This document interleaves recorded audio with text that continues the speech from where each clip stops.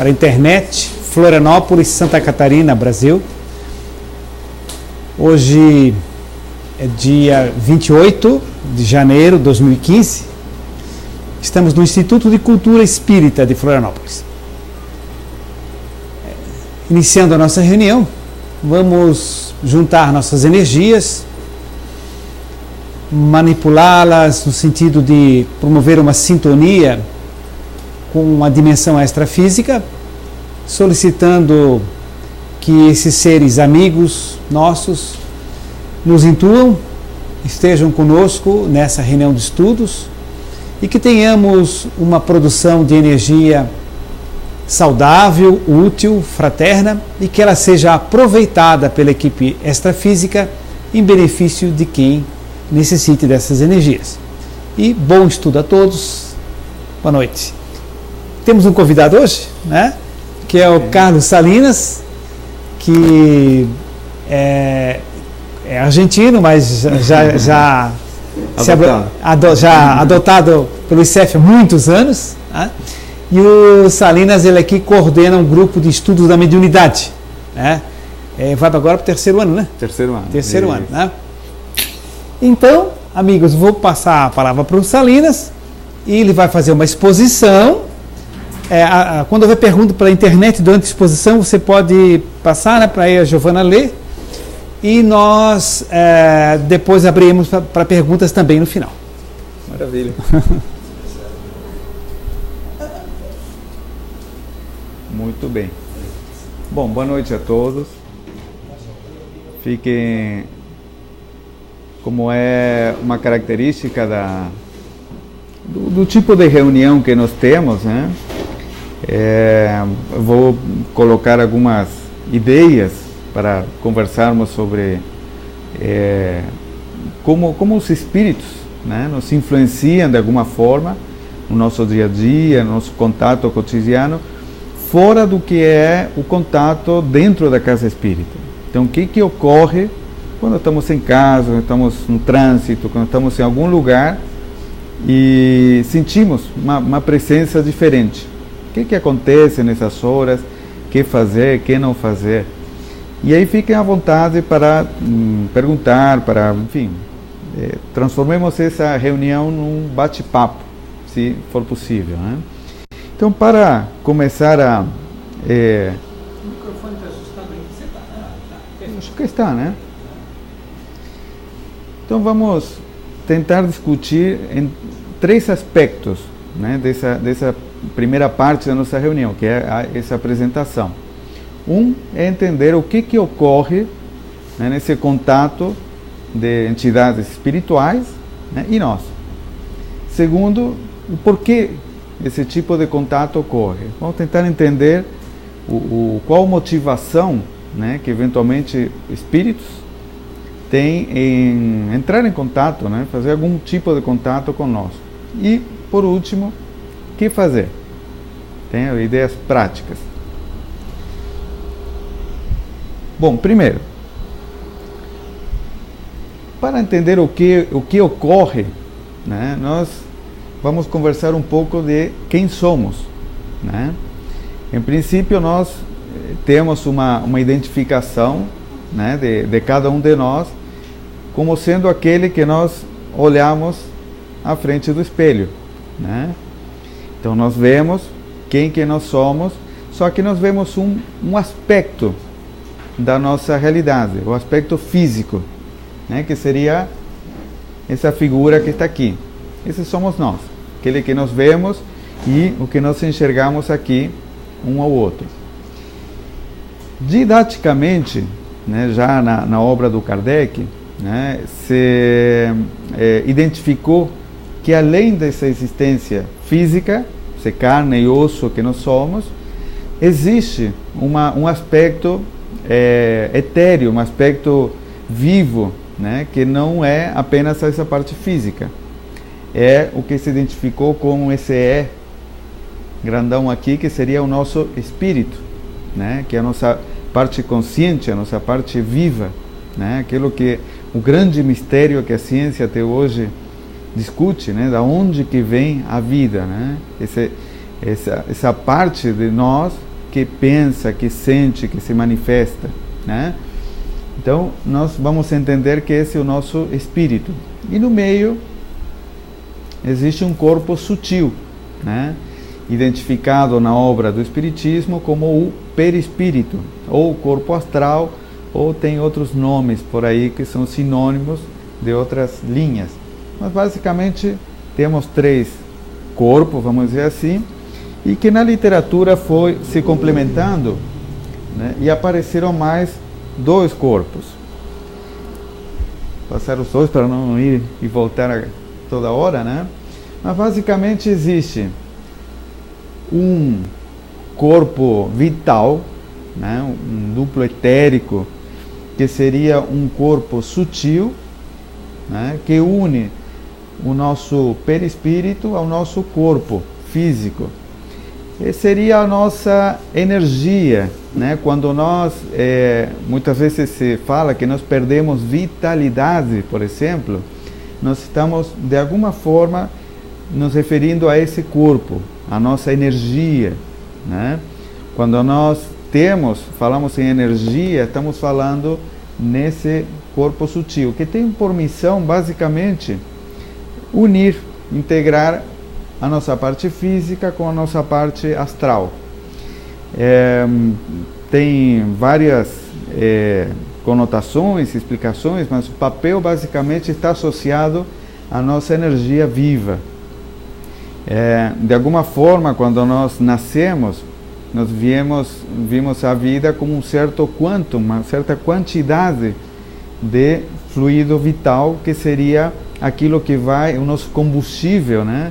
Que vai nos permitir manter-nos vivos, né? Ao longo da nossa existência, nossa encarnação.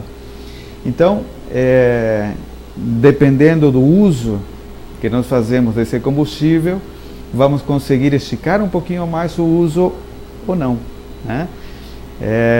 De alguma forma, esse bom uso está associado aos nossos hábitos, aos nossos costumes, aos nossos consumos, né? Tudo isso vai estender ou encurtar a nossa existência, o uso do nosso fluido vital. O outro corpo intermediário seria o corpo mental, né? Que de alguma forma ele é um corpo mais sutil, que seria o corpo onde reside o nosso pensamento, né? O nosso espírito, ele pensa através do nosso corpo mental. É uma forma de manifestação, uma primeira manifestação da nossa existência espiritual. Esse pensamento, né, de alguma forma vai se manifestando através do perispírito até chegar ao nosso corpo físico. O nosso cérebro, digamos assim, não pensa. Quem pensa é o nosso corpo mental. O nosso cérebro, de alguma forma, ele processa o que nós pensamos, o que nós sentimos, o que nós experimentamos, e ele tem o papel de alguma forma, transmitir e gerar reações físicas através do corpo físico. Então, esse seria, resumidamente, né, o que nós somos, visto de um prisma mais amplo, né? Quando alguém se pergunta, poxa, mas a vida, né? A vida como... o que significa, né? Estar num corpo que tem um certo aspecto químico, físico, uma composição, né? A grande diferença de uma composição química que forma um corpo, né, com um corpo vivo que se manifesta é a existência dessa série de corpos sutis que complementa a nossa existência. Ok. Até aqui um resumo, né, alguns minutinhos de quem nós somos. Quando nós enxergamos de alguma forma, vamos dizer assim, didaticamente, vamos dividir a nossa série de corpos e vamos ter o nosso corpo físico e o nosso duplo etérico vinculado à nossa vida encarnada, né? E os nossos corpos sutis associados à nossa vida espiritual. O que ocorre então quando nós desencarnamos? Seguindo, basicamente o duplo etérico só se desprende, ele é um material sutil que se dilui e volta para o universo, e o corpo físico é cremado, enterrado, enfim, descartado, fisicamente falando. E nós permanecemos vivos nos nossos corpos sutis, nosso perispírito, nosso corpo mental e, logicamente, o próprio espírito, que é a luz, a nossa centelha divina, né? Basicamente, o que temos aqui, então, é o seguinte: a única diferença entre um espírito, que nós chamamos como espírito desencarnado, né, e nós, são esses dois corpos aqui. De resto, somos a mesma coisa. Tanto que, quando nós desencarnamos, somos um espírito desencarnado. Então, aquilo que nós identificamos como espíritos, nada mais são do que nós, quando desencarnados, né? Então, até aqui, vamos começando a entender que os espíritos e nós temos muito mais em comum do que nós, às vezes, não somente imaginamos, mas às vezes, além de conhecer, além de saber, de termos essas informações, muito mais do que nós mesmos convivemos no nosso dia a dia, né? Se nós tivermos essa consciência de que os espíritos desencarnados, na verdade, têm muito em comum conosco, talvez não teríamos tanto receio, não teríamos tanto problema em lidar com esse contato com esses amigos espirituais. Mas basicamente, então, temos presente que aqui existe um corpo físico que está encarnado e, de alguma forma, um espírito desencarnado estabelecendo algum contato conosco. A questão é como esse contato ocorre. E aí é que nós vamos ao próximo slide. Digamos que temos um espírito desencarnado e nós, encarnados. Conhecida essa slide, né? Então, o que ocorre? Nós temos um pensamento de um espírito desencarnado estabelecendo um contato com o espírito encarnado. O que está estabelecendo o contato? Aqueles três corpos sutis, né? Resumidamente, vamos pensar em perispírito, né? Um perispírito estabelecendo um contato com outro perispírito, que somos nós. Só que os nossos sentidos físicos, eles não estão preparados para reconhecer objetivamente esse tipo de contato. Então, o que ocorre? Existe um contato entre perispíritos que criam vamos chamar didaticamente, um pulso mediúnico e que cria uma sensação de que nós estamos percebendo alguma coisa que não conseguimos reconhecer com os nossos sentidos físicos. Como continua o processo?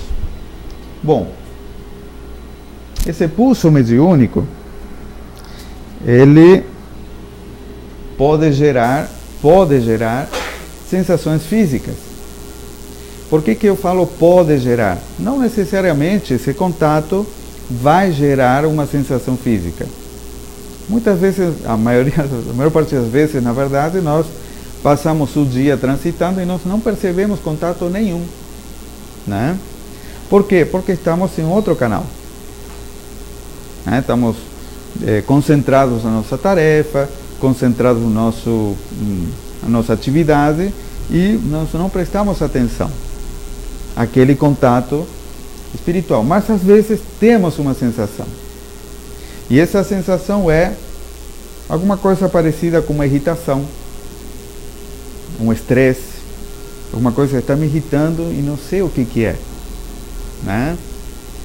Um choque emocional, de repente começo a chorar injustificadamente, uma sensação que não sei de onde veio, mas começo a manifestar reações desmedidas, descontrole, né? São reações que eu posso começar a manifestar sem uma origem, sem um motivo aparente. Mas também pode gerar um bem-estar espontâneo. De repente estou no meio de uma situação complicada e do nada, poxa, me sinto bem, né? Não sei o que é, mas estou bem. Uma sensação de felicidade. Sabe, às vezes você está do nada e dá vontade de abraçar alguém, sair dançando, né? Do nada, né? Lembranças positivas. Poxa, lembrei da minha infância, né? Uma lembrança agradável que de repente ocorre sem um motivo aparente. Tanto um quanto outros podem, vejam bem, podem significar que temos algum contato espiritual. Podem não ser. Aí começamos a buscar uma forma de identificar quando que é, né, uma situação minha, de repente um foco que estou estabelecendo e surge, né, uma irritação ou uma vontade de abraçar alguém. Mas às vezes não é uma sensação minha. Dá para sentir quando essa sensação que nós temos vem de uma situação decorrente de um dia a dia ou vem do nada, né? Então vamos focar naquelas sensações que vêm do nada, sejam positivas, sejam negativas. Bom, até aqui estabelecemos bem didaticamente, muito simplificadamente, né, como que ocorre esse contato, né, essa aproximação mediúnica, né?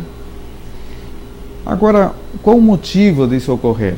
Porque às vezes podemos continuar, né, aprofundando e buscando informações, mas nós vamos fazer uma espécie de impasse aqui, vamos tentar entender o porquê disso. Por que um espírito teria o trabalho, teria o interesse de se aproximar de alguma forma de nós?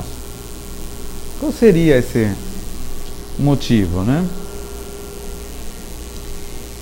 No livro dos Espíritos tem na pergunta 459, né, uma pergunta do Kardec perguntando aos espíritos se eles influem, né, em nossos pensamentos e nossos atos, né?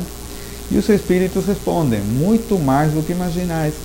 Influem a tal ponto de que de ordinário são eles que vos dirigem.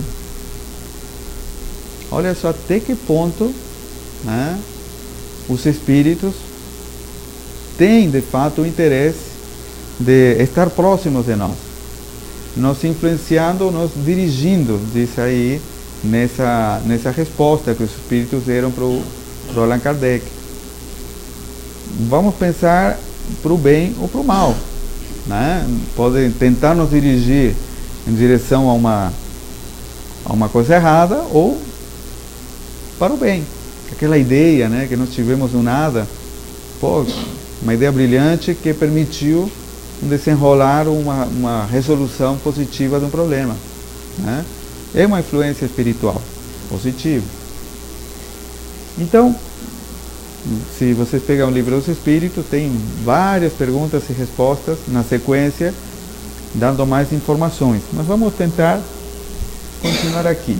Resumidamente, existem motivos elevados, né, e existem motivos desarmonizados, vamos dizer assim, para esses espíritos tentarem um contato conosco, né? Motivos elevados normalmente estão associados, vamos conversar um pouquinho sobre isso, contatos com os nossos mentores, né, amigos espirituais, momentos, né, como o Evangelho no lar, né, sonhos, né, muitos temos, eu não lembro muito dos sonhos, mas tem que lembra, né, bastante dos sonhos e lembra de coisas positivas, né, uma solução, uma dica, né? Então há motivos elevados e motivos desarmonizados, né, que seriam brincadeiras, né, o interesse do espírito, né, brincar, de um apego, né, a um objeto, uma casa, um aspecto material, a um ser, né, uma espécie de ciúme, né, espiritual, satisfação de sensações, obsessões, que já é uma questão mais problemática, né, desse aspecto desarmonizado. Nós vamos conversar um pouco sobre isso. Bom, basicamente um ou outro canal vai depender fundamentalmente da nossa conexão. Aqui temos o anjinho e o diabinho, né?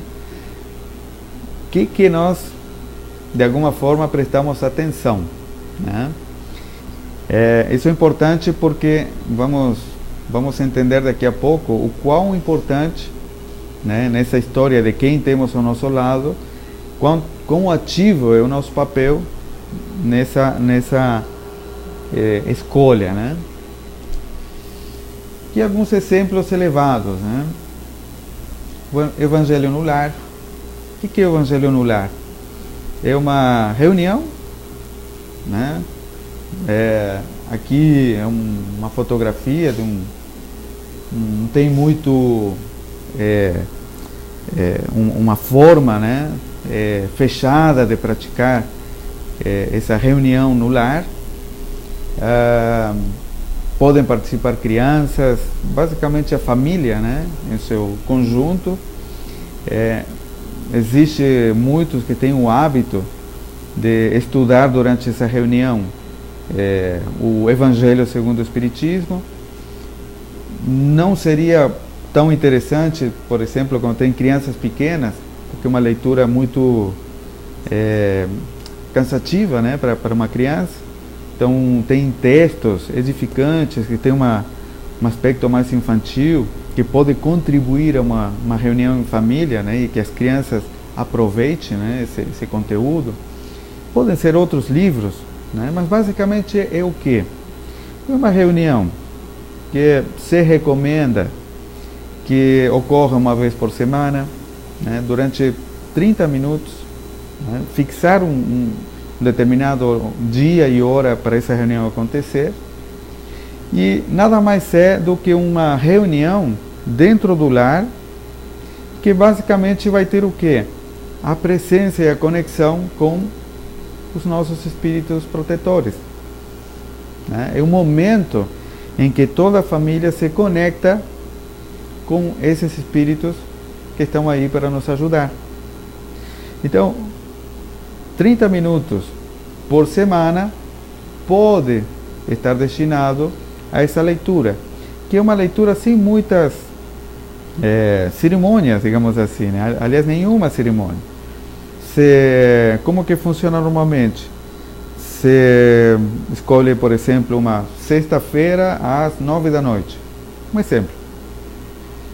Sexta-feira às 9 da noite, sentamos em família, com um livro que vamos dar uma certa sequência, e se abre com um minutinho de uma leitura de mensagens, de uma página e tal, faz uma pequena prece, uma inspiração para se conectar com os espíritos protetores, e começa a leitura desse livro que foi livremente escolhido, e se discute, se debate sobre o conteúdo que está ali sendo lido.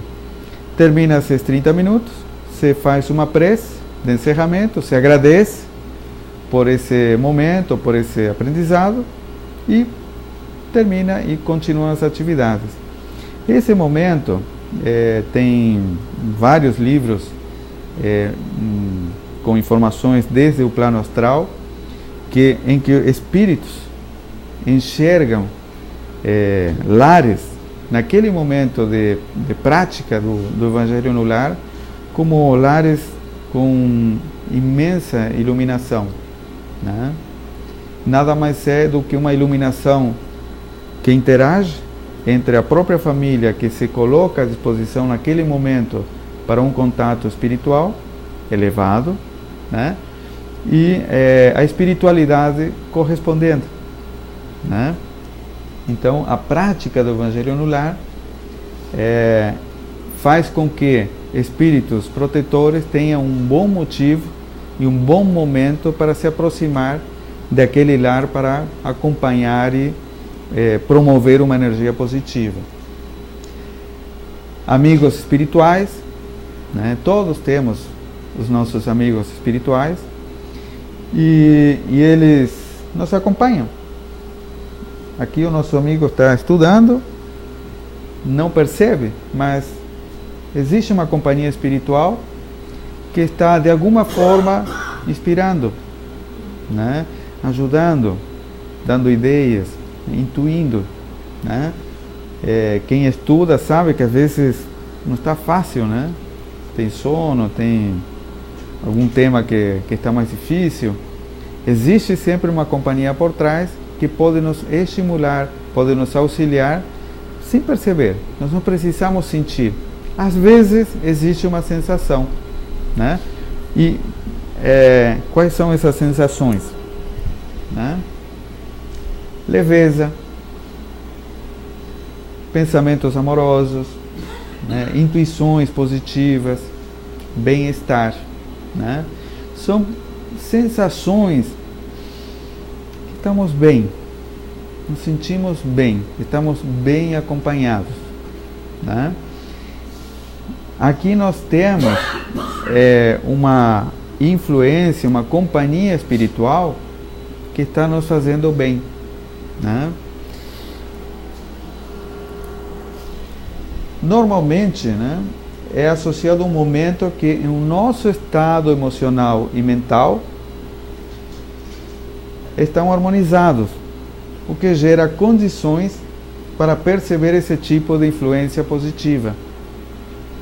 Então, não adianta o espírito protetor, o nosso amigo espiritual, querer nos ajudar se nós estamos fechados, se nós estamos num canal diferente, né?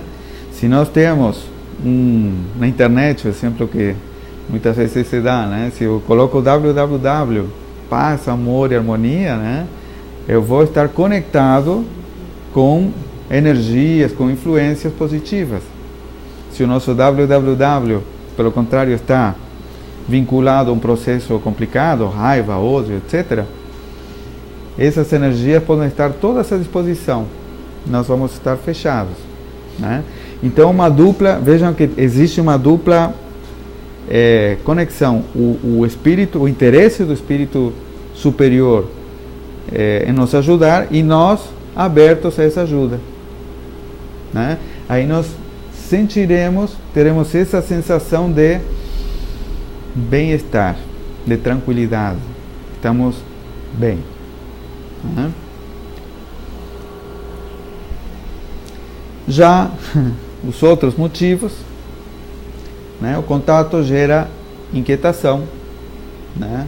Produto da desarmonia do espírito e a nossa, né? Então, o que ocorre com esse tipo de contato desarmonizado? Aí existe o medo, surge situações de descontrole, né? Cenas parecidas, só para descontrair, né? Coisas assim, né? Vejam que a figurinha do homem correndo está desarmonizado, está assustado de um espírito, mas o espírito está desarmonizado também, né? certamente é uma brincadeira que tem a contribuição um com o outro, né? O que ocorre nesse tipo de contato? Existem alterações nos nossos centros mentais, né? Vejam bem, nós estamos de alguma forma desarmonizados, estamos permitindo essa influência.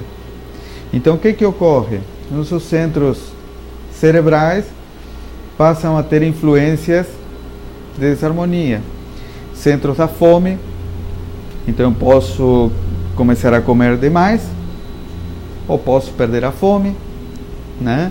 É um sintoma de que existe uma desarmonia e que pode, de fato, ter uma influência espiritual contribuindo com essa desarmonia.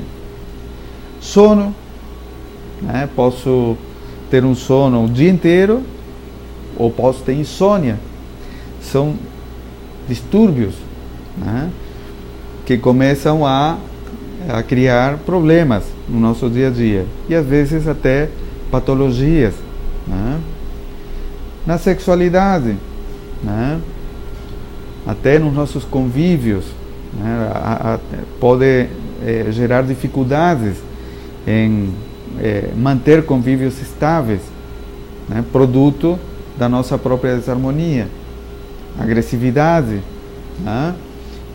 Tanto com o meio, né? Nós começamos a achar ruim, né? Tudo que acontece ao nosso redor, ou a autoagressão.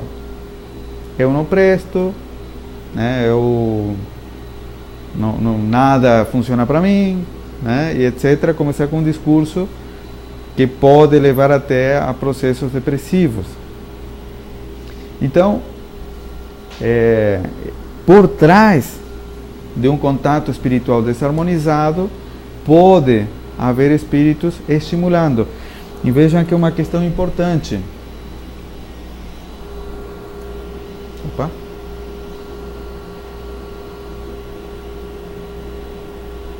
Acho que travou um pouquinho, mas é uma questão importante que vai depois, que é o seguinte: os espíritos, ou esse contato espiritual desarmonizado, ele não provoca em si o desequilíbrio. Ele potencializa, né, um desequilíbrio que já existe, uma desarmonia, né, que já existe em nós. Esse desequilíbrio, essa desarmonia é intensificada, né? Então, não podemos culpar, não podemos pensar que um contato espiritual desarmonizado está provocando 100% do meu problema, né? Nós já temos uma dificuldade provavelmente naquela área, seja fome, por exemplo, e tal, e aquela desarmonia está simplesmente intensificando aquele processo. Ok. O que fazer? Se tem pergunta, vamos pensando e vamos conversar daqui a pouco. Na pergunta 469 do próprio Livro dos Espíritos, o Kardec pergunta: por que meio podemos neutralizar a influência dos maus espíritos? Praticando o bem e pondo em Deus toda a vossa confiança, repelireis a influência dos espíritos inferiores. E a resposta continua, ela é mais longa. Mas veja que aqui não fala em expulsar os maus espíritos, não fala em qualquer atitude de fuga, né? Ele está chamando atenção, ele está direcionando atitudes nossas, né? Está dizendo: olha, primeiro, tenha fé, você não está sozinho, né?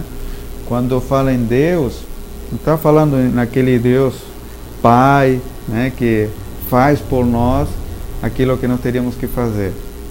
É aquele Deus, aquela essência de perfeição que nós temos. É a informação divina que existe em nós. Jesus não falou, Deus está fora, Deus está em vós. Vós sois deuses. Então nós temos essa semente de luz que contém a informação daquilo que nos faz bem, aquilo que nos equilibra e nos harmoniza. Dessa forma, nós tendo esse conhecimento, tendo essa atitude, vamos ter a confiança para repelir a influência de espíritos inferiores. Não está falando de maus espíritos. Vamos chamar de espíritos em desarmonia, momentaneamente. A vida em família, ela tem uma quantidade de situações. Ela tem momentos como esses, de encontros, de ajuda, de alegria, Existe na família um contexto de harmonização. Existe na família o contexto de apoio, é o nosso refúgio. Quando nós saímos do nosso trabalho, das nossas atividades, voltamos para casa, e está em nossa família. Porém, também tem momentos difíceis, lutas, que machucam, que influenciam negativamente, indiferenças, exemplos. Quantas vezes a gente não se encontra dizendo faz aquilo, e por outro lado não faz exatamente aquilo, Então a família tem esse apanhado, de situações que geram desequilíbrio, que nos desestabilizam por vezes, nós temos aqui no ICEF uma série de atividades que promovem justamente o entendimento, do papel que a nossa família tem, tanto em momentos, não tem famílias assim ou assado, toda família tem momentos assim ou assado, positivos e negativos. Aqui no ICEF temos grupos de pais, grupos de crianças pequenininhas, médias, adultos, até jovens de uns 25 anos, cada um em seu momento tentando descobrir, entender qual o papel da família dentro desse contexto. Mas basicamente é a nossa realidade. Nós estamos num meio, fora outras realidades de trabalho, de lazer, enfim, outros encontros, mas a família é o primeiro lugar de trabalho, onde nós vamos, por exemplo, fazer o evangelho no lar, ou fazer outras atividades exatamente no lar. E o que ocorre? Nós temos uma grande escolha, lembra aquela questão dos anjinhos e o Davinho e tal? Nós temos que associar a nossa atitude mental como uma porta, a porta da nossa casa. Nós escolhemos em casa para quem que abrimos a nossa porta. Se nós temos algum receio de alguém, na medida do possível, nós fechamos a nossa porta. Nós não deixamos alguém que não é da família e que não é do interesse entrar, passar pela porta da nossa casa. Nós escolhemos para quem que abrimos a nossa porta.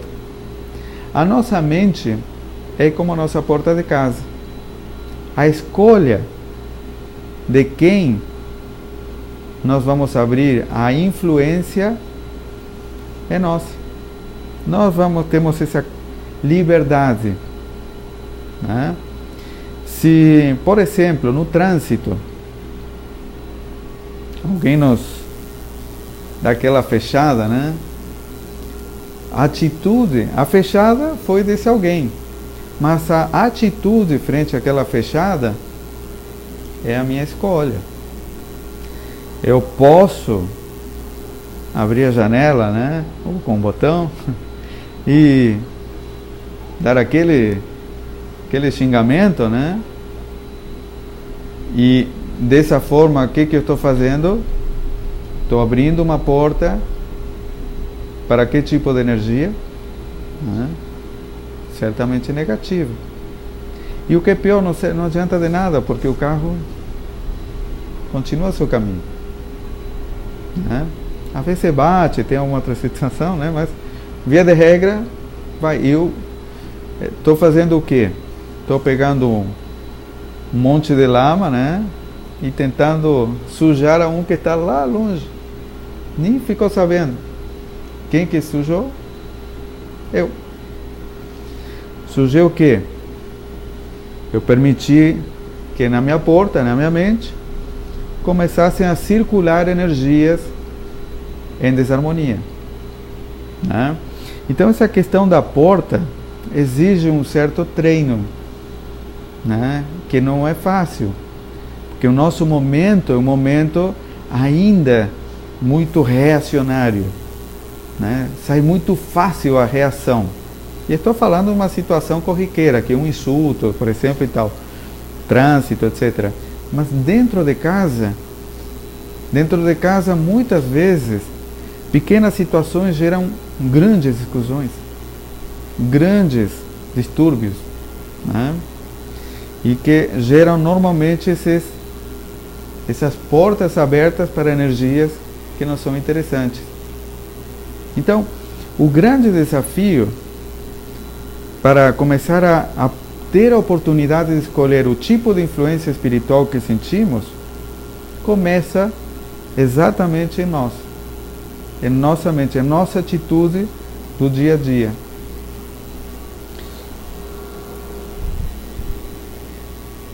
Qual a recomendação? Primeiro, a prece, né?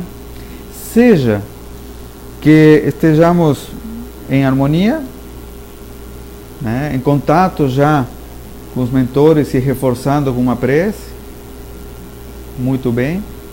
Seja que já estejamos em desarmonia, seja que naquele momento perdemos o controle, entramos em primeira, segunda, terceira, quarta e quinta, já estamos em desarmonia. Qual a maneira de voltar? Comecemos por uma prece, né? Uma prece é um poderoso socorro para todo, não somente um momento, mas todo o nosso processo evolutivo. Não basta murmurar algumas palavras para obter o que se deseja. Tipo, estou em completo desequilíbrio, aí vou sentar, vou começar a rezar um Pai Nosso e pronto, resolvi o problema. Tá difícil, né? De repente uma prece não começa com de forma bonita. Comecemos do jeito que naquele momento estejamos. Vamos de quinta, vamos passar para quarta, terceira, né? Até chegar ao equilíbrio. Comecemos falando, tá difícil, né? Escorreguei, né? Tô mal. De repente já reconhecendo que estamos mal. Peço ajuda. Me ajudem, quero voltar. Né? A humildade, né, em pedir ajuda é uma prece.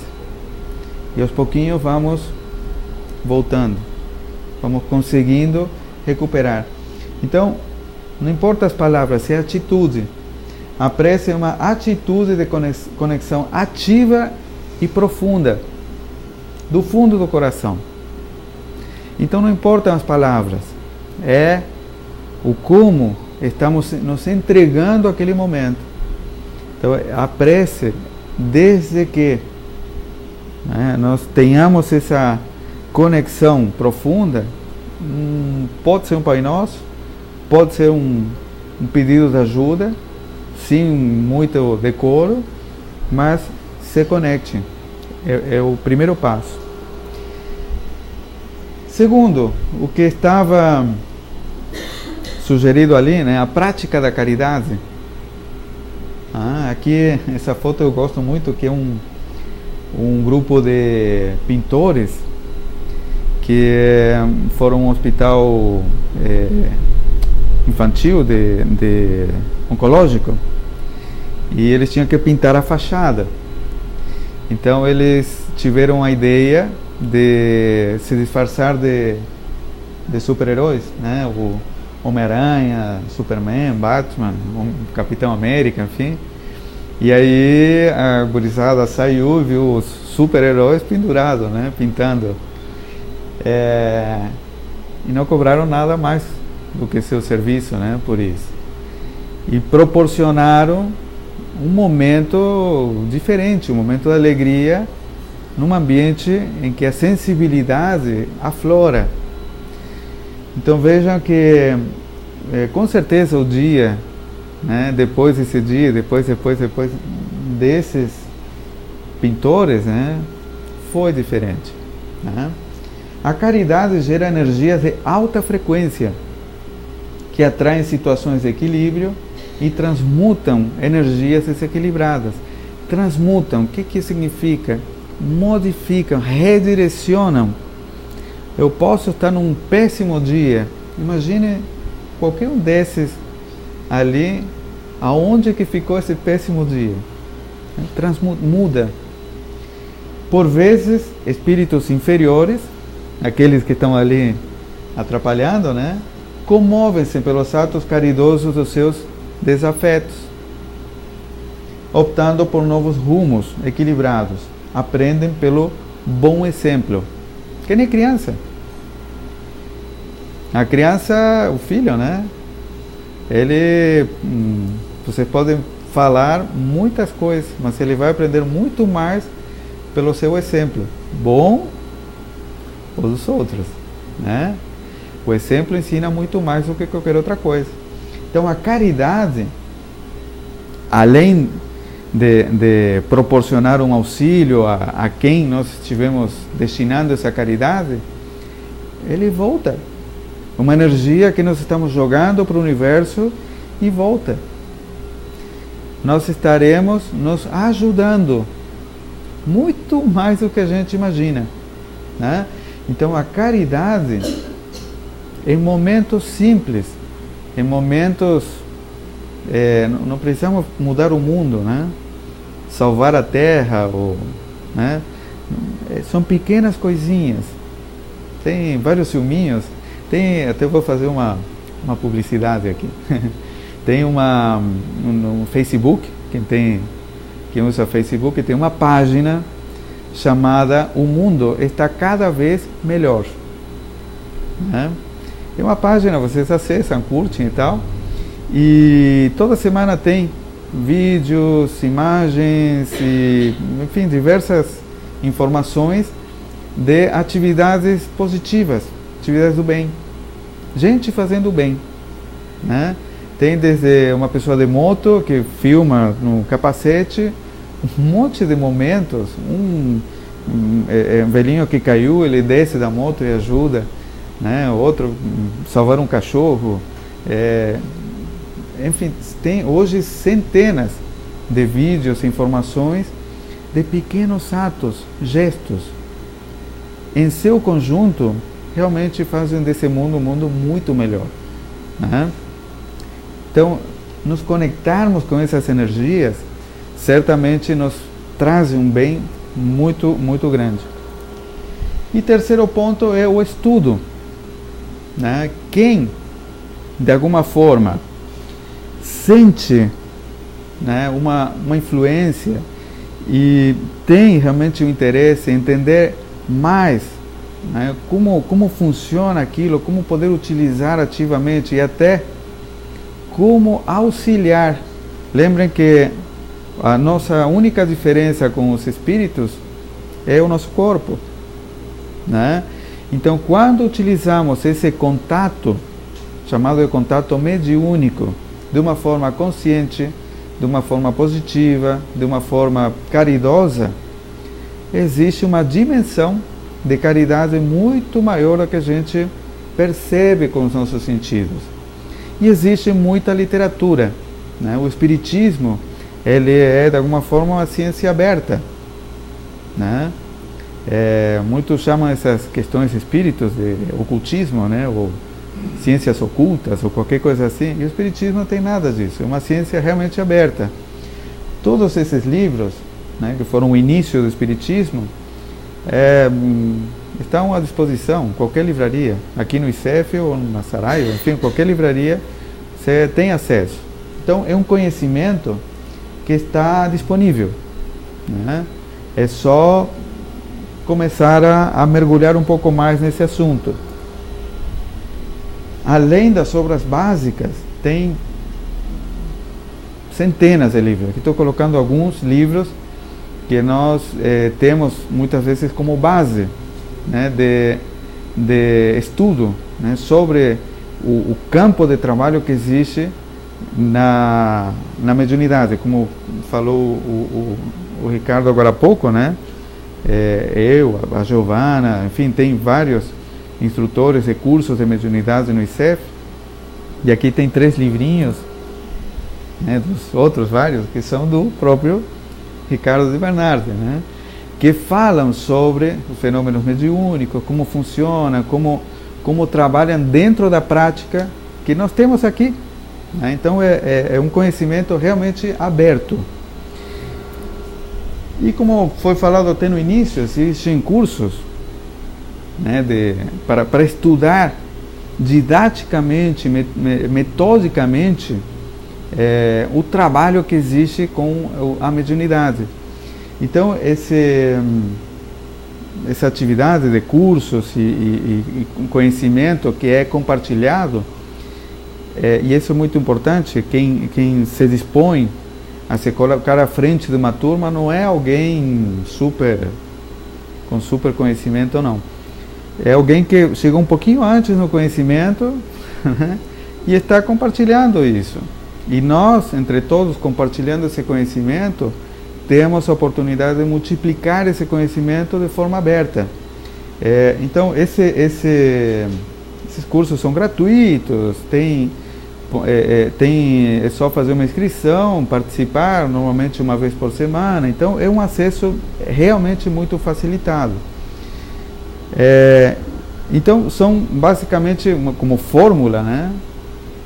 A nossa conexão através da prece, a caridade, que isso vai nos conectar com energias positivas, e o estudo, né? Que caso haja esse interesse em conhecer mais como tratar, já mais ativamente esse contato com os espíritos, existem esses cursos que podemos abordar e trabalhar já mais a fundo. E em princípio é isso, né? Muita paz para todos, e agora ficamos abertos a perguntas, né? Aí Luciano vai me dizer como... Sentamos ou ficamos em pé mesmo? Tanto faz. Tanto faz? Fica em pé, então. Sim. Onde? Aí aperta uma vez, e agora aperta outra. Tá. Bem, vamos abrir então para questionamentos.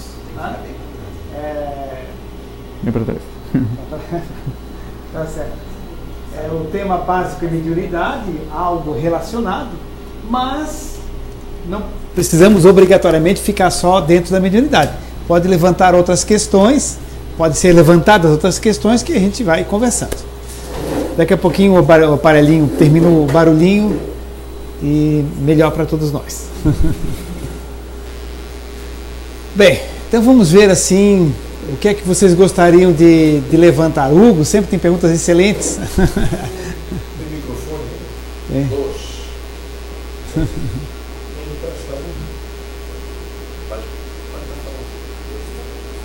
Isso. Boa noite. Boa noite. passe resolve? Passe resolve? Essa é a pergunta. Passe é uma doação, né, de energias. Então, o passe ele é uma terapia que auxilia, né? Como foi falado aqui, a solução está em nós. Cada um tem a sua solução. O passe, como terapia de auxílio, de contato com energias superiores, vai facilitar bastante esse contato, e principalmente um contato dentro de um ambiente muito preparado energeticamente para vivenciar esse contato com energias superiores. Então, respondendo, não resolve, né? Mas auxilia bastante. No momento do passe, onde eu estou recebendo o passe, ele também, o meu obsessor, está recebendo alguma coisa? Até antes de iniciar essa resposta, uma comparação assim de brincadeira, mas o indivíduo está com a pneumonia com 41 de temperatura. Aí a gente dá para ele uma dipirona, a febre baixa, ele fica sentindo-se bem. Curou a pneumonia? Não. Resolve? Não. Mas é importante, porque estar com 41 de febre é muito sofrimento. Então, passe uma terapia complementar, auxiliar, abre portas para sintonias, para que use outro medicamento para as pneumonias do espírito, né? Na verdade? Então, nesse sentido. Então, sobre a obsessão, né? A pergunta é, num passe, o obsessor recebe, né, essa energia. O que ocorre num processo obsessivo, né? O processo obsessivo é uma influência como que acabamos de ver aqui. Só que os motivos para essa influência, uma influência extremamente desarmonizada, né? O motivo para essa influência existir é um motivo profundo. É uma ligação, existe uma história entre aquele espírito chamado obsessor, né, que tem um interesse, tem um motivo para estar conectado para aquela pessoa, aquela vítima, vamos chamar assim, né? Esse motivo, esse vínculo, vamos imaginar como já não é uma influência, né, como vamos imaginar como um fio, né? Estamos 100% conectados o tempo inteiro. É uma obsessão, uma ideia fixa que está continuamente martelando, né? Uma ideia de vingança, por exemplo, eu vou me vingar, estou continuamente conectado. Então, é um fio de conexão. O que ocorre? Na hora de um passe, né? Imagina alguém que tem uma influência desse tipo na sua vida, uma influência extremamente negativa. Eu venho para o passe e recebo a minha energia, né? Eu estou apto, estou recebendo, estou aberto a essa energia, né? E nessa energia que eu recebo, aquele mesmo fio está conectado também com aquele dito obsessor. O que está ocorrendo nesse processo? Esse mesmo fio de conexão está conectado para de alguma forma se conectar também àquele obsessor.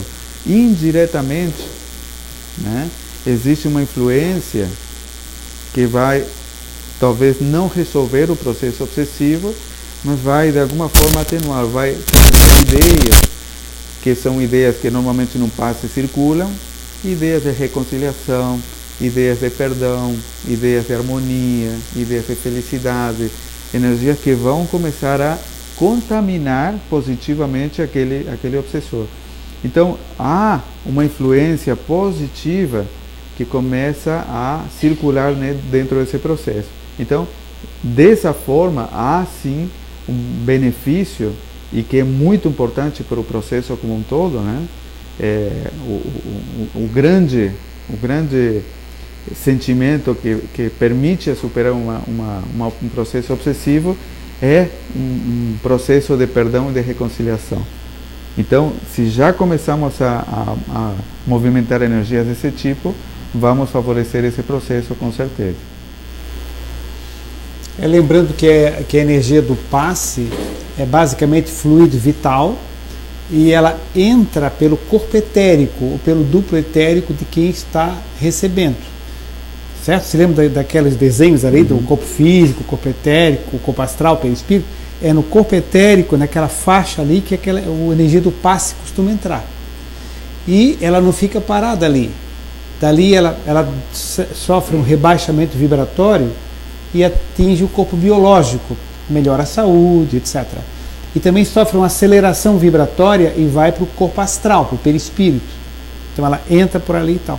Então, conforme for a fixação desse espírito obsessor nas regiões, nas consequências, vão haver repercussões de tratamento, de alívio, de desvinculação, né? Mas é lógico, como foi dito, isso não é o tratamento da obsessão, não é o passe, porque, como ele muito bem lembrou, quem está sofrendo um processo obsessivo tem uma fragilidade psíquica, energética, que tem que ser tratada, orientada, investigada, tem que ser encaminhado esse espírito numa sessão mediúnica, com a pessoa ausente, né, se dá o nome, né? Enfim, tem todo um trabalho complementar, mas sem dúvida que ajuda, né? Que ajuda. Sim? Temos uma pergunta da Sara Socal, de Fortaleza. Uma dúvida de muitos médiuns é saber se a comunicação é dele ou não. Uma dúvida, imagino, vinculado a se é um processo anímico, né? Uma determinada comunicação. Aí já estamos falando de uma comunicação ostensiva, uma informação ostensiva para um médium que tem uma sensibilidade de captar e de ouvir ou ver, enfim, mais fortemente o que o espírito está transmitindo. É muito difícil, né, realmente diferenciar, às vezes, se é uma ideia minha, né, do meu inconsciente, às vezes consciente de outras vidas, né, mas se é minha ou se é uma informação de um espírito. No contexto de uma reunião mediúnica, Sara, essa informação é mais fácil de identificar. Não é fácil, é mais fácil, mas não é simplório. É mais fácil identificar, justamente porque há vários médiuns que conseguem identificar se existe ou não por trás desse recado, essa mensagem, um espírito, né? Então, dentro de uma coordenação, dentro de um trabalho mediúnico, pode-se analisar essa informação com um critério mais amplo, né? Já quando uma pessoa sozinha, num momento como estamos tratando aqui, né? Tive uma ideia, por exemplo, que veio do nada. Será que essa ideia veio de um espírito? Será que um desejo meu que tal coisa aconteça e estou, de alguma forma, favorecendo aquilo com uma ideia? Então, aí tem um pouco de autoconhecimento mesmo. Temos que ter uma certa experiência, até de treinamento, de informações sobre mediunidade e ter mais claramente identificado quando é uma informação vinda, né, de um espírito ou não. Um critério básico, né, quando existe uma informação que vem a nós, tem a ver com um critério de análise dessa informação. O quanto dessa informação é útil, né, quanto dessa informação, de alguma forma, é construtiva dentro daquilo que estamos recebendo como informação, e, se possível, né, que isso num momento isolado é difícil, né, se possível, termos outras fontes, né, que confirmem essa informação que veio através de um espírito. Então, por exemplo, recebo uma informação de que vai ter uma catástrofe num determinado lugar, né? É difícil tomar uma atitude, né? Mas se tivermos um trabalho sério de espiritualidade superior, nos trazendo uma informação desse tipo, Normalmente uma informação importante dessas tem várias fontes, né? Então você vai perceber que tem outra fonte em um outro lugar, em um outro momento, através de uma outra pessoa, confirmando aquela informação, né? Aí nós podemos começar a entender que aquilo pode ter uma realidade por trás, né? Já informações menos urgentes, né, que temos mais tempos às vezes, é importante essa questão da confirmação. Por isso, em reunião mediúnica, essa confirmação existe já como prática. E depois o seguinte, só por ser uma informação do espírito, ela não tem um valor maior, não é, Salinas? Não tem um valor maior. Nós somos espíritos também. Os espíritos também têm as suas opiniões, que podem não ser iguais às nossas. E não quer dizer que sejam espíritos atrasados, pode ser espíritos bons que pensem de uma forma diferente. Certo? Então é muito importante isso. Então aquela pergunta que uma vez nos fizeram, deve-se acreditar nos espíritos? Não, assim, em essência, acreditar nos espíritos não é acreditar em qualquer informação que venha dos espíritos. Acreditar nos espíritos é entender que existem, que tem uma interação e tal. Essa é uma informação de que existe um espírito. Tudo que um espírito traz, não. Temos que ter o discernimento de utilizar a informação que é útil ou não. O Erivaldo de Niterói. Poderia esclarecer mais a diferenciação entre ocultismo e espiritismo? Certo. Bom, eu não sou um especialista em ocultismo. Eu utilizei até a expressão, né? Mas não, sem me aprofundar em que é ocultismo, mas no sentido da expressão, né? Que o espiritismo não tem nada a ocultar no caso, né? Peço até desculpa se de alguma forma não utilizei corretamente a expressão. Mas o espiritismo, no sentido de ser uma ciência aberta, né, que não tem um processo de aprovação de pessoas e tal para acessar as informações, nesse sentido que o espiritismo ele realmente é uma filosofia, né, completamente aberta e disponível, né? Quanto ao ocultismo, não sou a pessoa mais certa para... O espiritismo, por exemplo, não existe tal livro você só pode ler quando... Não, você pode ter acesso a todos os livros espíritas, a todas as informações que os espíritos dão, que estão nos livros, né? É claro que uma pessoa leiga não pode chegar numa sessão mediúnica porque ela atrapalha a sessão mediúnica, desarmoniza e gera problemas para ela e para o grupo.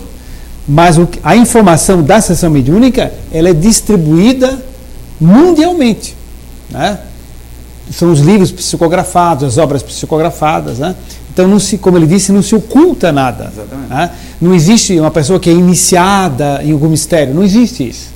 Então, é uma ciência, como você colocou, aberta. Todas as informações espirituais são abertas para o mundo inteiro, né? Lá, o microfone está lá?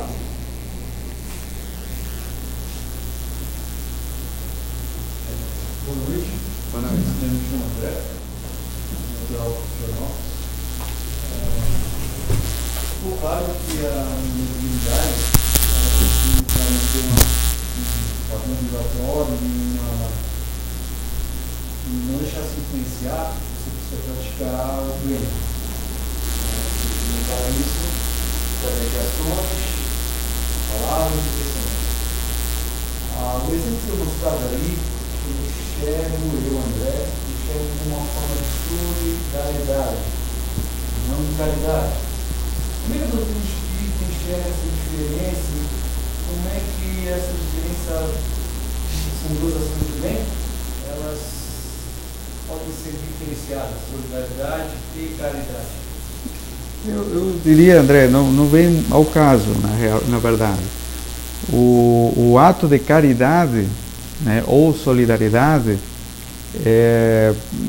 não vem não diferencia a intenção do ato, né? Então, a doutrina espírita traz bastante informação e bastante esclarecimento em cima da intenção, independente do rótulo que tenha, né? Esse foi um ato que de alguma forma foi fotografado e foi divulgado e etc. Mas milhares, milhões de atos simples, né, são praticados de forma caridosa, né, sem nenhuma repercussão, né, e de fato esse é o espírito da coisa, né, você está disposto, né, a auxiliar o próximo. Então esse é o fim da história, você estar disposto a auxiliar ao próximo, independente do rótulo, da situação, do momento, né? Independente das ações, se mantém um padrão vibratório bom para que o médium não seja influenciado pelos espíritos inferiores, como você foi citado. Só para aproximar um pouquinho do... Então, independente das ações, se é um ato solidário ou um ato de caridade, ele mantém então um padrão vibratório bom, para que não seja influenciado então pelos espíritos inferiores, como foi citado. Isso. Sempre lembrando, André, que são tendências, né? O que ocorre? Se vamos pensar que cada ato de bem que nós praticamos acende uma luzinha na nossa mente, né? E nos ilumina, nos aproxima. Certamente nós teremos momentos em que a luz está acesa e muitos momentos que não vai estar acesa, que nossos pensamentos não vão estar conectados continuamente com atos de solidariedade, de caridade. Então, nós temos oscilações, né? Quanto mais nos coloquemos à disposição do bem, da caridade, para auxiliar ao próximo, mais momentos de luzinha acesa nós teremos, né? Isso vai tender a nos aproximar mais com influências positivas, né? E vai nos permitir, naqueles momentos que a gente desce, né, encontrar rapidamente um momento de luz para subir novamente. Então, nós temos que pensar da seguinte forma: nós vivemos, né, em oscilações, né, e momentos em que caímos, a prece, o momento de solidariedade, caridade, vai nos elevar. Então, vamos estar sempre nesse nível? Não. Mas vai nos auxiliar a manter essa luzinha acesa cada vez mais tempo. Tá?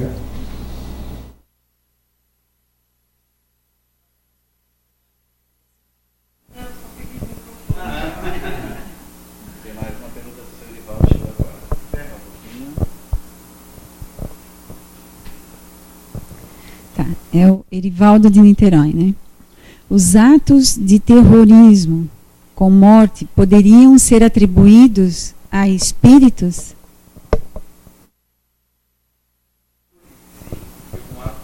Humano, né? Então, no mínimo, são de espíritos encarnados, né? Mas por trás, toda atitude humana tem uma egrégora espiritual. Então, toda atividade humana tem uma reunião de espíritos afins com essa atividade. Hoje aqui nós temos, né, eu não só esclarecendo, não sou médium, né, não vejo, mas quem tem mediunidade poderá ver, tem, né, uma egrégora espiritual positiva, de luz, que está conectada com os assuntos que estamos conversando aqui, e que são afins a esse momento. A situação de conflito, de guerra, enfim, terrorismo, tem as suas egrégoras interessadas nessas atividades, com certeza, né? Mas a responsabilidade das atitudes, ações, é de quem está diretamente envolvido na parte humana, né? Muitas vezes são ex-terroristas físicos. Algum terrorista, por exemplo, que tem uma atitude de suicídio, ele pode muitas vezes se suicidar num ato de terrorismo e depois ficar ligado aos grupos terroristas encarnados e continuar veiculando o seu pensamento, a sua ideia, a sua crença, né? E continuar exercendo aquela atividade, mesmo no mundo astral. E frequentando, inclusive, reuniões dos próprios terroristas. É bem importante como nós vamos sempre atrair, né, aquilo que nós somos ou estamos naquele momento. Então, como André bem colocava, né, nós vamos manter um certo equilíbrio na medida que praticamos atos de caridade e vamos tender a atrair, né, espíritos equilibrados, harmônicos, iluminados, né? Quem se mantém numa atividade de desequilíbrio, de conflito, também vai ter a sua companhia e vai se sentir bem com aquilo, entre aspas, né? Toda a consequência, todo o processo, toda a carga que está gerando com aquilo, né, vai estar sendo acumulada junto com esse processo. Mas naquele momento tudo vibra naquela sintonia, né? Então existe essa conexão espiritual afim com a vibração da nossa mente.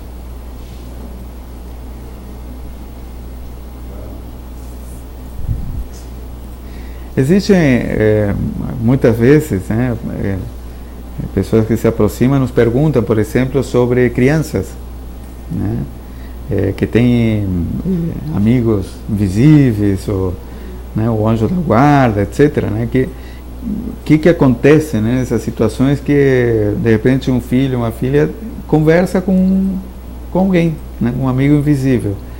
Como que aquilo funciona?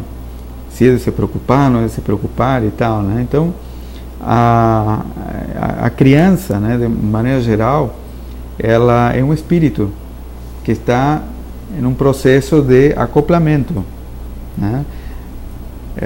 A criança está, desde que se forma como feto, nasce e tal, está num processo de acoplamento do seu corpo astral com o corpo físico, está se unindo. Na medida que vai crescendo, essa conexão com o plano físico vai aumentando, vai se consolidando. Mas existe nesse meio tempo uma conexão muito grande da criança com o seu lado espírito, lado perispírito. Então é muito comum que a criança tenha uma sensibilidade mediúnica que com o tempo vai diminuindo, coincidindo justamente com o final desse acoplamento.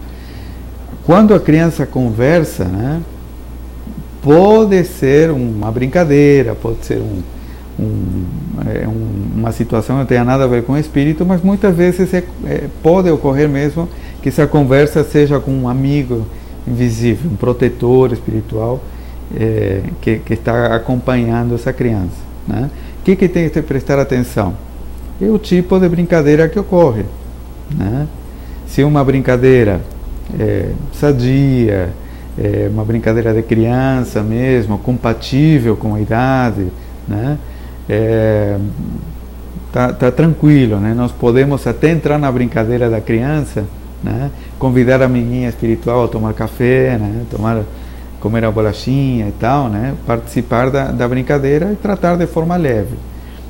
Qualquer outra situação, né, que foge do normal, foge de uma brincadeira sadia, aí é importante começar a redirecionar. Aí recomendamos até uma conversa fraterna para entender um pouco mais o que está acontecendo, qual seria o caso, mas é bastante comum encontrar dúvidas em relação a esse assunto, né? Vocês vejam que o Salinas colocou que a comunicação do espírito desencarnado com o médium é de perispírito para perispírito, certo? E vejo que na criança o perispírito infantil tem muita sobra energética, porque não tem ainda onde encaixar tudo, porque o cérebro não desenvolveu completamente.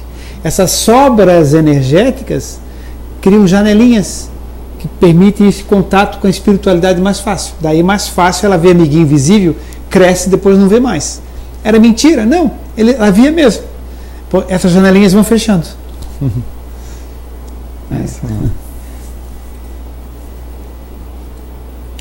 Bem, queres concluir com alguma... Sim, não, tem Acho que o assunto em si tem Sim. outras derivações, né?